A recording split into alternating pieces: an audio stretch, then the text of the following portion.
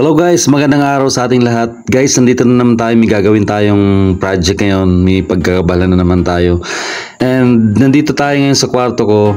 Ito yung library namin dati na ginawa ko munang pansamantalang kwarto na tinutulugan ko.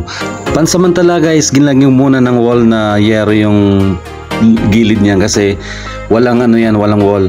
And yung gagawin natin yan guys is pipintura natin yung part na yan, yung wall na yan para medyo malinis yung tingnan. And ito pala guys yung yung higaan ko, dalawang higaan yan. Kutsyon na rin, binilhan ko. And dito muna natutulog temporarily kasi wala pang kwarto sa bahay na to. Kung napansin nyo guys, yung mga paa ng mga higaan ko rito is may nakalagay na parang tabo ng plastic. Kasi pag umulan dito, pumapasok yung tubig. And bumili rin ng dalawang lalagyan ng mga damit and electric fan.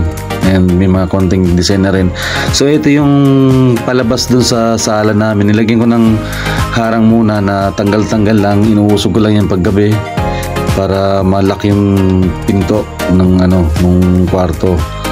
And yan guys, ito yung kabuuan ng kwarto namin, ng kwarto ko rito sa Barangay Baybay sa lumang bahay namin. So, yan yung part na yun na may yero, yung pipinturahan ko para medyo magandang tingnan. Then after that, yung wall naman yung ayusin ko.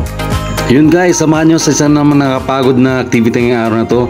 Gagawin natin yung magpipintura tayo ng kwarto. Tara guys, samahan nyo.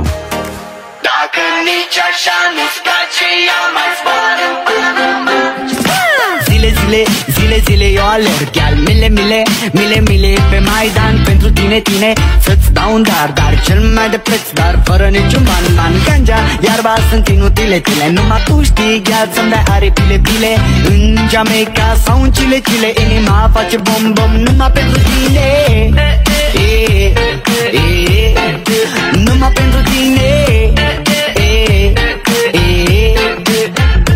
N-ai răspuns la telefon, no problem, te scot pe balcon Și o să vezi cu ochii tăi cum ți-aduc flori în camion